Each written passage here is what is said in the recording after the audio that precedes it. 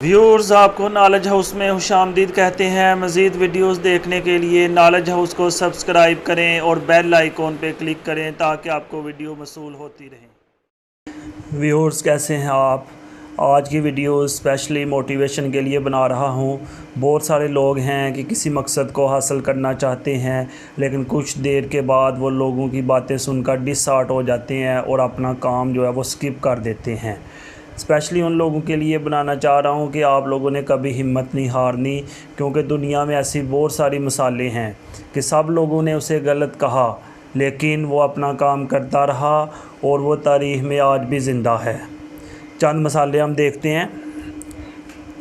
سقراط نے جب زہر کا پیالہ پیا تو ایتھنز کے حکمرانوں نے سکھ کا سانس لیا کہ ان کے نوجوانوں کو گمراہ کرنے والا جہنم رسیدہ ہوا۔ یونان کی اشرافیہ جیت گئی، سقراط کی دانش ہار گئی، وقت گزر گیا۔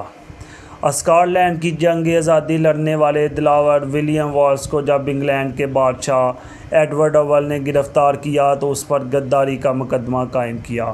اسے برہنہ کر کے گھوڑوں کی سوؤں کے ساتھ باندھ کر لندن کی گلیوں میں گھسیٹا گیا اور پھر ناقابل بیان تشدد کے بعد اسے پھانسی دے کر لاش کے ٹکڑے ٹکڑے کر دیے گئے۔ اس وقت کا بادشاہ جیت گیا، ولیم والیس ہار گیا، وقت گزر گیا۔ گلیلیو نے ثابت کیا کہ زمین اور دیگر سیارے سورج کے گرد گھومتے ہیں تو یہ کیتھولک عقائد کی خلاف ورزی تھی۔ چرچ نے گلیلیو پر کفر کا فتویٰ لگایا اور اسے غیر معینہ مدت تک کے لیے قید کی سزا سنا دی۔ یہ سزا 1633 میں سنائی گئی۔ گلیلیو اپنے گھر میں ہی قید رہا اور 1642 میں وہیں اس کی وفات ہوئی۔ پادری جیت گئے، سائنس ہار گئی، وقت گزر گیا۔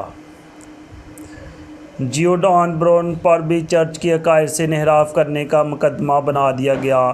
برونوو نے اپنے دفاع میں کہا کہ اس کی تحقیق عیسائیت کے عقیدہ خدا اور اس کی تخلیق سے متصادم نہیں، مگر اس کی بات نہیں سنی گئی اور اسے اپنے نظریات سے مکمل طور پر تائب ہونے کے لیے کہا گیا۔ برونوو نے انکار کر دیا۔ پوپ نے برونوو کو کافر قرار دیا۔ 8 فروری 1600 کو جب اسے فیصلہ پڑھ کر سنایا گیا تو برونوو نے طریحی جملہ کہا: میں یہ فیصلہ سنتے ہوئے اتنا خوفزدہ نہیں ہوں جتنا تم یہ فیصلہ سناتے ہوئے خوفزدہ ہو۔ برونوو کی زبان کاٹ دی گئی اور اسے زندہ جلا دیا گیا۔ پوپ جیت گیا، برونوو ہار گیا، وقت گزر گیا۔ حجاج بن یوسف جب خانہ کعبہ پر آگ کے گولے پھینک رہا تھا تو اس وقت ابن زبیر انہیں مسلسل ہتھیار پھینکنے کے پیغامات موصول ہوئے، مگر آپ نے انکار کر دیا۔ اپنی والدہ حضرت اسماء سے مشورہ کیا۔ انہوں نے کہا کہ اہل حق اس بات کی فکر نہیں کیا کرتے کہ ان کے پاس کتنے مددگار اور ساتھی ہیں۔ جاؤ تنہا لڑو اور عطائیت کا تصور بھی ذہن میں نہ لانا۔ ابن زبیر نے شفاق حجاج بن یوسف کا مقابلہ کیا اور حجاج نے آپ کا سر کاٹ کر خلیفہ عبد المالک کو بھجوا دیا اور لاش لٹکا دی۔ خود حضرت اسماء کے پاس پہنچا اور کہا: تم نے بیٹے کا انجام دیکھ لیا؟ آپ نے جواب دیا: ہاں، تو اس کی دنیا خراب کر دی۔ ہاں، تو نے اس کی دنیا خراب کر دی اور اس نے تیری عقبہ بگاڑ دی۔ حجاج جیت گیا، ابن زبیر ہار گئے، وقت گزر گیا۔ ابو جعفر منصور نے کئی مرتبہ امام ابو حنیفہ کو قاضی القضات بننے کی پیشکش کی، مگر آپ نے ہر مرتبہ انکار کیا۔ ایک موقع پر دونوں کے درمیان تلخی اس قدر بڑھ گئی کہ منصور کھلم کھلا ظلم کرنے پر اتر آیا۔ اس نے انہیں بغداد میں دیواریں بنانے کے کام کی نگرانی اور اینٹیں گننے پر مامور کر دیا۔ مقصد ان کی ہتک کرنا تھا۔ بعد ازاں منصور نے امام ابو حنیفہ کو کوڑے مارے اور اذیت ناک قید میں رکھا۔ بلاخر قید میں ہی انہیں زہر دے کر مروا دیا گیا۔ سجدے کی حالت میں آپ کا انتقال ہوا۔ نماز جنازہ میں مجمع کا حال یہ تھا کہ 50,000 لوگ امڑ آئے۔ 6 مرتبہ نماز جنازہ پڑھی گئی۔ منصور جیت گیا، امام ابو حنیفہ ہار گئے، وقت گزر گیا۔ تاریخ میں ہار جیت کا فیصلہ طاقت کی بنیاد پر نہیں ہوتا۔ یونان کی اشرافیہ سقراط سے زیادہ طاقتور تھی، مگر تاریخ نے ثابت کیا کہ سقراط کا سچ زیادہ طاقتور تھا۔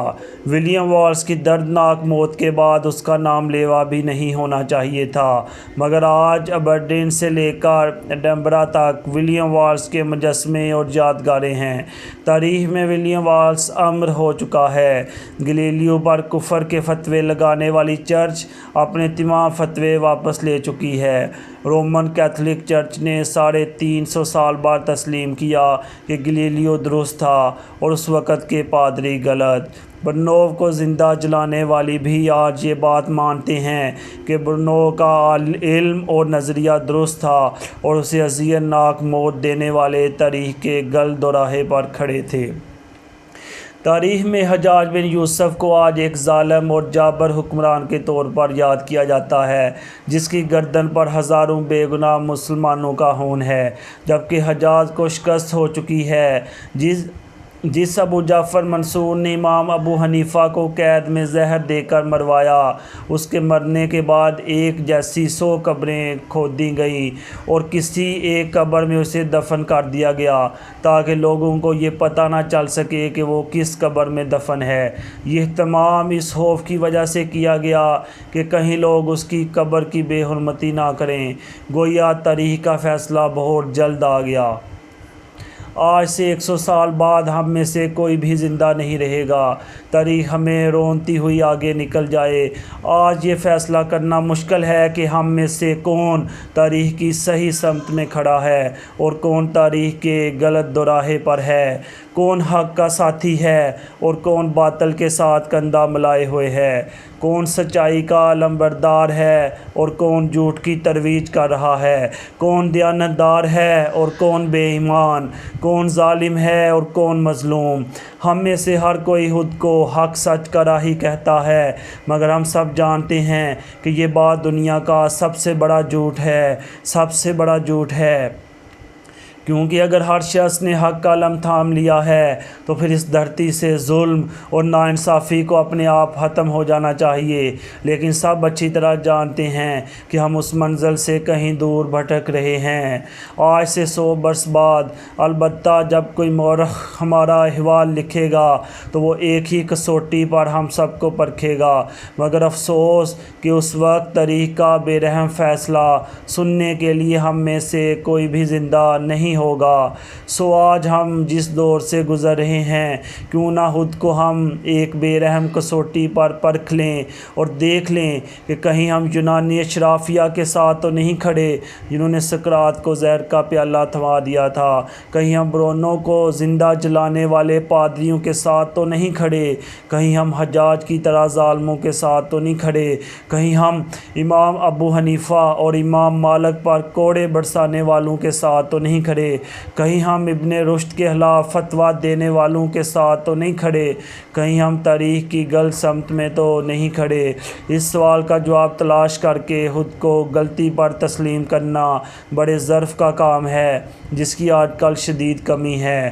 وقت تو گزر ہی جاتا ہے، دیکھنا صرف یہ ہوتا ہے کہ کسی باضمیر نے وہ وقت کیسے گزارا۔ ویورز، مزید ویڈیوز دیکھنے کے لیے نالج ہاؤس کو سبسکرائب کریں اور بیل آئیکن پہ کلک کریں تاکہ آپ کو ویڈیوز موصول ہوتی رہیں۔ شکریہ۔